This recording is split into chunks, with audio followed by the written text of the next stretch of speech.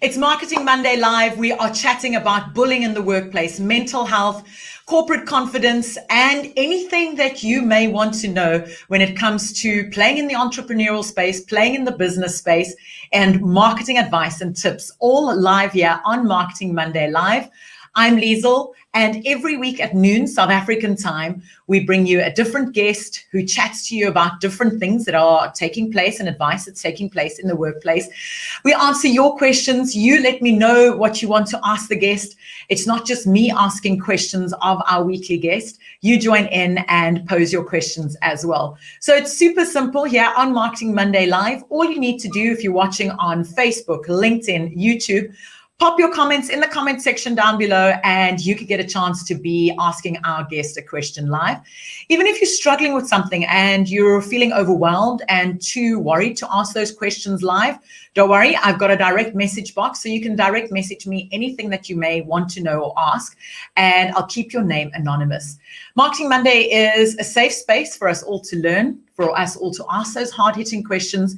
We're all going through similar struggles in the workforce and in our own home businesses and entrepreneurial spaces. And that's where Marketing Monday comes in, to make you feel a little bit more confident, to help you with those struggles. And we all grow and learn together and support each other through these difficult times. So I'm Liezel. You're watching live on YouTube, Instagram, Facebook, LinkedIn. Let me know where you're watching from. Just say, hey, Liezel, I'm watching from here. I know we normally have guests from Italy, from Ireland, from New Zealand, from Kenya, from Johannesburg in South Africa, from Pretoria, Durban, all over. And it's really exciting having you watch Marketing Monday Live. And as I've said, if you're just tuning in, Marketing Monday isn't about me answering questions for you. It's all of us answering and asking questions. Our guest is here for an opportunity for you to ask questions. But our guests are amazing. Every week we have these guests that learn a lot from you that are watching live or listening live. And you can post your questions, your comments, advice, tips, and we share it with our guests. So it's a three-way conversation, myself, our guests, and you. Great having Mohammed watching. Hi, saying hi. Kathy, always great having you watch live from Cape Town. Nice to have you. And keep those messages coming through. Our conversation is open. You're welcome to post comments. You're welcome to post advice. If you love what our guest is saying, then feel free to give the thumbs up emoji. Feel free to comment. Feel free to show some love. And feel free to make our guests feel at home on our Marketing Monday Live. You guys have been regulars every single week since the start of lockdown. Our guests are new and unique every single week, and they do appreciate the love and the support. So Marketing Monday is about to go live with our guest, Irene Chikobvu, who is a chartered accountant, a blogger, one really inspirational woman who is going to talk about bullying in the workplace, answer those questions for you. We'll talk mental health. We'll talk about the world of chartered accountancy. We'll talk about the struggles in the workplace. We'll talk about the fun moments. We might even get her to sing a Beyonce song or two. So it's all going to be fun here on Marketing Monday Live. Welcome, Irene. Thanks, Liezel. Thank you so much for having me. So it's really great having you here on Marketing Monday. If you could give us a quick 30-second introduction into who you are before we get into the hard-hitting stuff. Who is Irene? Okay, so my name is Irene Chikobvu, as you stated. I was born in Zimbabwe, but I grew up here in South Africa in a small town called Bloemfontein in the Free State. So that's where I spent majority of my my schooling, my undergraduate degree as well. I did in Bloemfontein. I moved up to Joburg around about 2015. So I was in Joburg for about 4 years. In terms of who else I am, I enjoy writing. I really love writing, especially articles about corporate South Africa. I think I started doing that when I started working, and there were things that I was personally struggling with, but I learned that I could articulate it better in writing. And then also I love reading. Yeah, I think that's pretty much a lot of who I am. What's on your bookshelf at the moment that you're reading? I'm reading a book called The Private Joys of Nina Maloney. So it's like a girl in her 20s just sort of figuring life out. And then I'm also reading Malcolm Gladwell's Outliers. I think it's been one of my favorites. Oh, I haven't read that one. I must definitely put that on the shelf. Thank you so much for sharing. Irene, so Marketing Monday is a conversation with you and me and our viewers who are watching on Facebook, LinkedIn, and YouTube, as well as some Instagram pop-ins. So we'll get some questions, we'll get some comments, and we often get advice from people who are viewing when it comes to the business space. So we're going to have lots of fun today on Marketing Monday Live. Okay, sounds good. You're working in the chartered accounting world. How easy was it for you studying chartered accounting and then going into an industry that's predominantly male orientated? Okay, I'll start with the studying. So to become a chartered accountant, you kind of need a minimum of 7 years, right? So that's about 3 years undergraduate, and then you do an honors, and then you do 3 years of articles, which is basically sort of like an internship. And then, but during your internship, you also write board exams.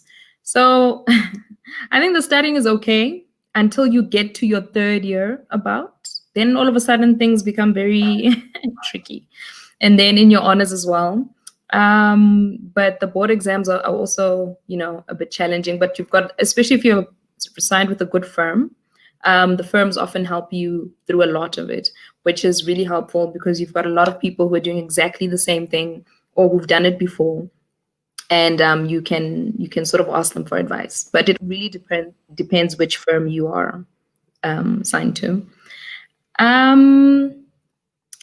First, it was the studying. Sorry, I forgot what the second part was. Oh, sorry, Lisa, I think you're muted. There we go. I was asking how difficult is it to get into a predominantly male space in terms of the world of chartered accounting? I think with chartered accounting, we're sort of lucky because there is a shortage. So because there's a shortage, it's relatively easy to find your articles. So this is your internship just after you study. But then working in the environment, it then becomes a bit of a challenge. So it's not that difficult to get in if you've passed, but it becomes a little more challenging to sort of survive it once you're in it. And not necessarily because you're not smart enough or you're not, you've got the qualifications. It then becomes more of a soft skills battle. And that's where I guess a lot of what we're going to be talking about today sort of plays in. So, it will be a predominantly male environment. Most of the partners in these firms or in the companies that you work for, the CFOs, the FMs are normally males. But I think, if you learn to assert yourself and stand your ground, it becomes easier. The word assert and stand your ground, it's quite hard for many of us in the workspace. How do we get over that fear of trying to be confident, trying to believe in ourselves, but not being rude and too abrasive? Yeah, I think upbringing also has a lot to do with it. So I think a lot of us, I don't know, it depends. So if you're taught that you need to be nice to people or that you need to be sort of obedient, or if you are someone who wants to be liked by the people around you, I think then it becomes a little more challenging. But I think as soon as you learn to focus your energy on why you are where you are and what it is that you're trying to achieve, it becomes easier to sort of defend yourself when you realize, okay, but this is not in line with what I was trying to achieve. If someone has a misconstrued sort of perception of something you may have done or a work that you may have delivered, are you just going to let them sort of, bash it? Or are you going to be like, but no, the reason I believe that my work is correct is because of this and this and this, so don't avoid arguments or conversations to sort of keep the peace. It's not always necessary to do that, which I think it's a lot hard. of people try to do. Yeah. Yes. Yeah. No, it's absolutely hard, especially as women. We're so scared to speak up. We're so scared to believe in ourselves. And I don't think it's just for women. I think it's across the board. We play those mental dart games in our mind. Yeah. And there are days, I'm sure there are days where you struggle and you doubt yourself. How do you get over the voice in your head and get over your self-doubt? It definitely took a couple of years. I'm going to say it took me 2 years. I think in corporate, you kind of realize that not everybody always knows exactly what they're talking about, but it's really more about how you are saying it. And so you don't always need to, I want to say, be 100% accurate. You just need to genuinely believe in what you are saying in terms of, do I believe that this is correct? And if it is correct to you, then there's nothing wrong with saying it. You're not telling anyone a lie. So just say it, And that's true. It's just say it and just believe in yourself. And if you don't, no one else is going to believe in you. That's true. So really helpful. You're a big fan, as I am, of Beyonce, especially the way she's influenced women's lives, Black women's lives. And I want to know from you, why does she inspire you? What influence have you drawn from her? I think it's definitely her work ethic. I cannot sit here and pretend like I can sing like Beyonce can, but I think her drive, her work ethic, that's one thing that I've always found very, very admirable. Like, I used to hear that, she would arrive at a place and then practice maybe for hours and hours until she gets it completely right, and I think that's applicable to any stream of life, whatever it is that you may be doing. If you're consistent and you are putting in the hours that you need to put in, you should be able to excel in it. So many of us start in the workplace and we start at the bottom and we just want to reach the top as quickly as possible. And you don't realize the hard work and the hours it takes and the hours of hard work and consistency. Yeah. It's so easy to lose consistency, actually, because, we try something for about a month and then we're like, okay, but I'm tired now, and then it's like, and I don't know how she overcame that, but she just, she was very consistent. And that's what, sometimes you're like, you're about to give up and you're like, but Beyonce wouldn't do that. So that's going to be our quote for the day. Irene's quote for the day. Don't give up, because Beyonce wouldn't have given up. Yeah. Then we're getting a lot of people asking about workplace bullying, because we did say we were going to chat about it, and the questions are already coming through. So I thought, let's touch on that, because that's a topic that's very close to your heart and you're quite vocal about. Yeah. I think I'm a big advocate for kindness. It sounds very cliche, but I think the work environment, we spend so much time there, and whether or not you believe in yourself, whether or not you are a happy person, most of the time is influenced by the people you work with. And if they're not kind people, if they're not, or if they're very condescending, or if they're derogatory, then it kind of ruins your whole day. It ruins your relationships with people in terms of how you interact with people. Because I know a lot of people say maybe your boss is rude because their boss was rude to them. And I mean, it just becomes an unnecessary cycle. So, it is definitely a topic I'm passionate about, because I just think it's easier to communicate with people, to get things done when you're all just sort of nice. So Sanjay is actually asking a very relevant point, saying, define workplace bullying. Okay, so I would say workplace bullying is people who are condescending and not supportive. So it's one thing to reprimand me for not doing something correctly. Or it's another thing to be like, oh, you're so stupid. How do you not know how to do that? I think workplace bullying is definitely aligned with how you speak to people and how you bring across whatever points you may have to bring across, and also just inclusivity, when it comes to the people you work with. Absolutely. It's such a broad spectrum. What people don't realize is there's a broad spectrum to workplace bullying. And Sanjay's got a second one that was just touching on yours, so I'm going to touch it on. What's the difference between workplace bullying and a very directive management style? Say type A, my way, or the highway. Yeah. You're really getting complicated, Sanjay, but thank you. We like the questions. Yeah, I know type A personalities are normally the ones that make it to like CFO. Those are normally the managers that you work under. And I think it's also because of their ability to assert themselves around people. I think I've worked with type A personalities who are still sort of kind people. Like, you don't need to be rude or condescending to be able to be direct in your management style. Just saying something as it is not necessarily a condescending sort of tone. I think tone also really definitely plays a role. And also why you're saying what you're doing. Normally people who are in higher levels of management, they're not trying to bully you. They may be just trying to sort of get the point across or get the work done. And it just depends. They don't really always have time for I want to say petty issues. Yeah, it's more, I would say, middle level management. Mm-hmm. It's interesting, New Zealand and the UK have such, as well as the States, have such strict regulations around workplace bullying. And many of the companies have that drawn into their contracts and very strict definitions of what that is. And I find South Africa, we're not there yet. We're not talking about it yet. No one's being open about what's happening in the workplace.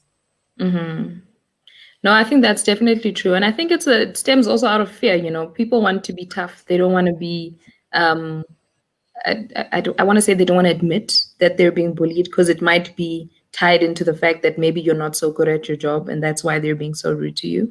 But it is definitely something we need to focus on speaking more about and being more open to communicating, because if you're being bullied in the workplace, you should be able to say that I am being bullied and I don't appreciate the way that people are speaking to me or treating me. But Irene, it's not that easy to speak up. Who do you speak up to? Do you go to HR? What are the steps that you take? Yeah, that actually is very true. I think it also definitely depends on your organization. Most organizations do have channels. Whether those channels are effective or not definitely depends on that organization. I mean, I've worked in organizations where it hasn't been very effective for some people, and in organizations where it has. I think if you've got good relationships, especially with people in higher management or with people in HR, you are more likely to be able to sort of resolve the issue. I once worked in an organization where they had counseling managers, right? So you would have a counseling manager with maybe someone who's above you. So maybe the person that's bullying you is on the same level as them. And if you speak to your counseling manager to speak to the person that may be bullying you, in case you're shy, then that tended to help a lot, because you sort of have a mediator and someone who's, viewing it from a third person perspective. And I think it's just important to follow the channels that the company may have. But always a lot of the companies, something. And that was my problem. I never spoke out. I went through a very bad time for a couple of years with a corporate that I worked for.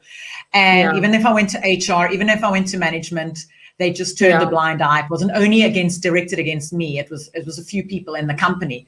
And it gets really hard. I was a step away from resigning, and then the management structure changed. And the new clauses in the contracts came through where there was an anti-bullying clause. With the definition. So companies are slowly getting there, but it's still a long way to go here in South Africa. That's true. And I think also because normally the people who are or who've been in the company the longest are the ones that people fear to sort of reprimand or to correct in terms of their actions. Yes. And that's where I guess it becomes a bit of a slippery slope. And a lot of people tend to avoid having those battles with those people who've been in the company for years.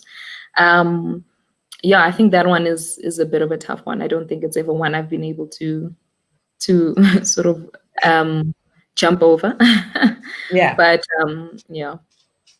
Well, Susanda says, counseling managers, great idea. The UK is very progressive. However, it's not to say that workplace bullying is handled progressively. Yes, absolutely true. It's the struggles that everyone is facing.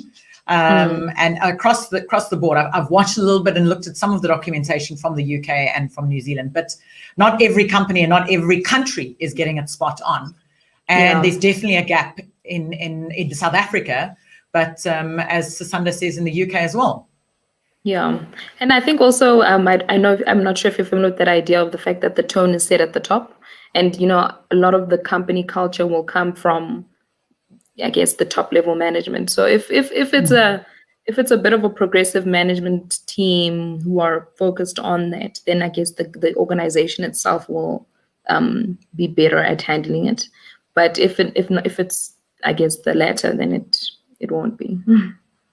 Sasanda says, let's not discount South Africa completely. You're progressive in many other ways. No, Sasanda, we're not discounting South Africa at all. We are seeing how we can change things here. And there are so many companies that we're not hearing of that people are struggling with.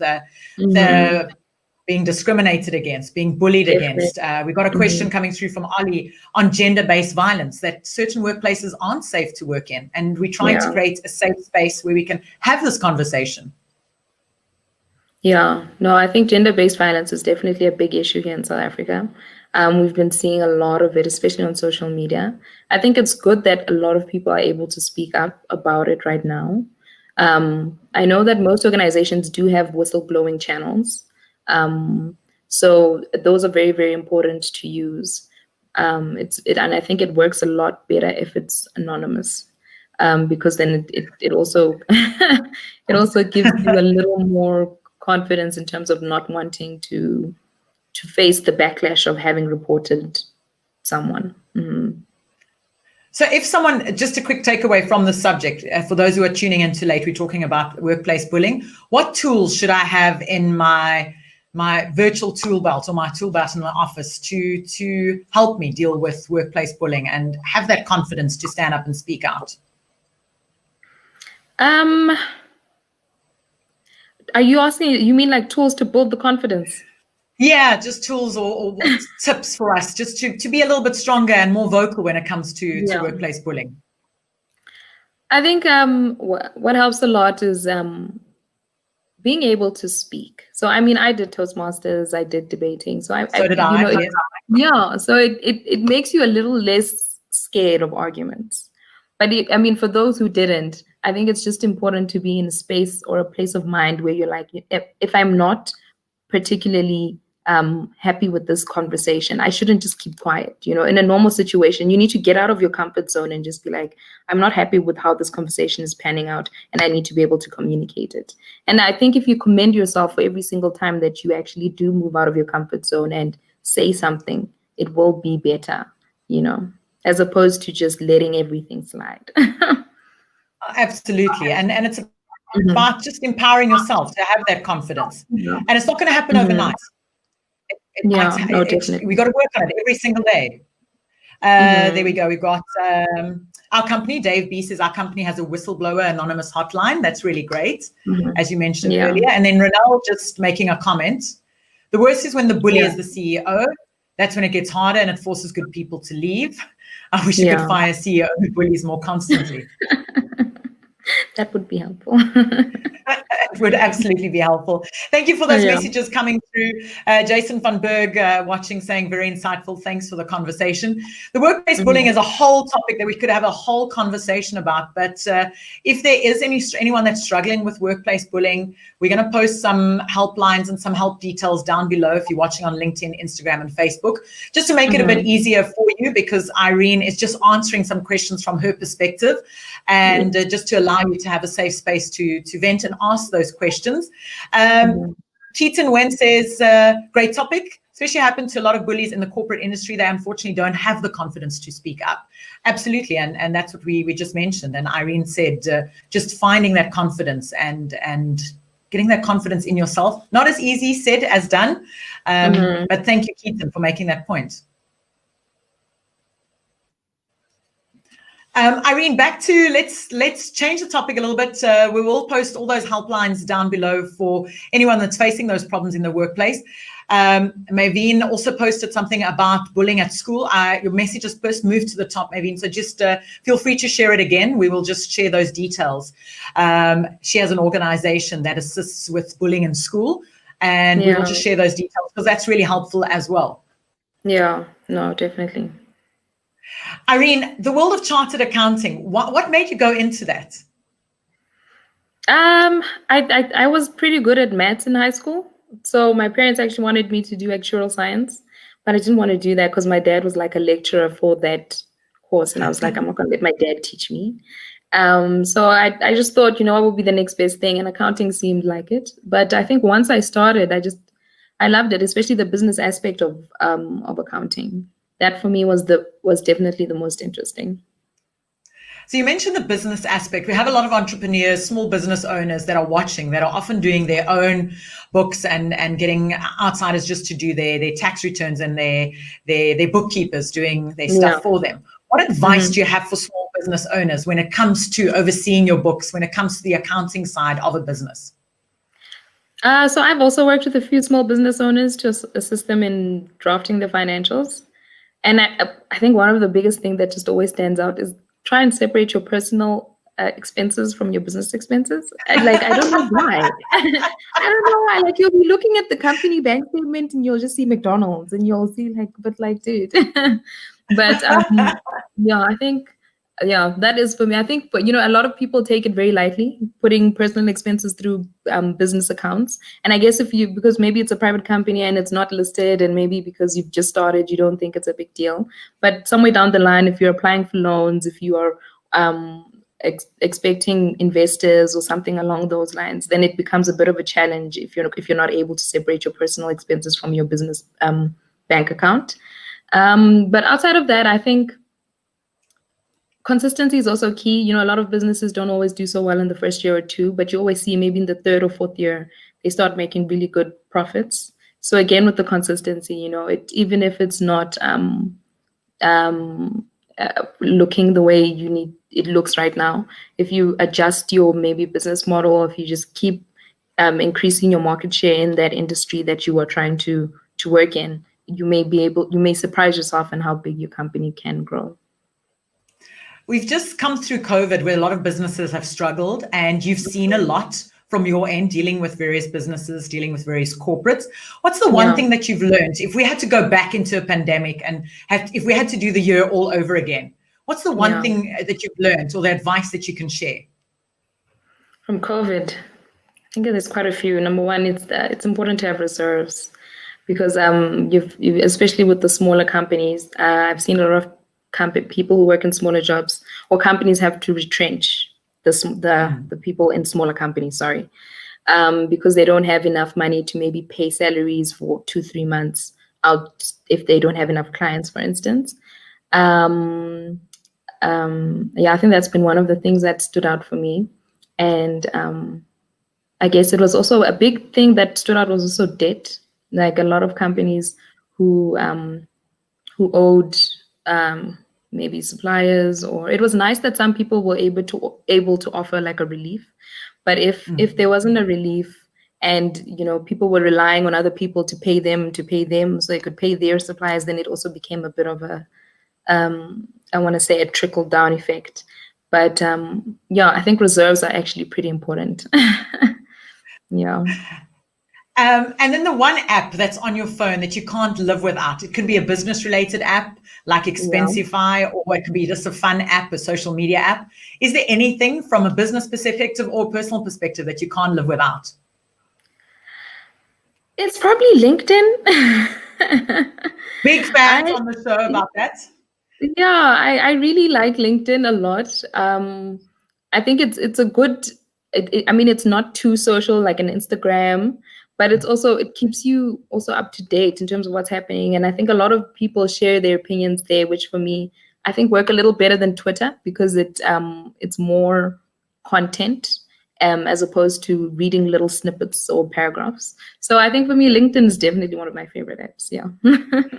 So we're big fans of LinkedIn on the show. We've been doing LinkedIn work since we started this back in March. Yeah. What's the one thing that you've learned from LinkedIn? The one piece of, or one tip that you can give for someone who's new and nervous about opening a LinkedIn account?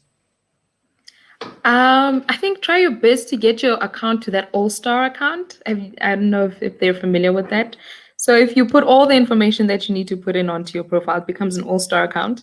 And then I think it's more, your profile becomes more visible to people. So especially if you're looking for jobs and you are, looking for networking opportunities with people, if you've got a lot of people, even if they're not looking for you specifically, like if they just want to Google you, the first thing that will come up is probably your LinkedIn profile. And the more you have on it, the more people decide what kind of person you are. Yeah.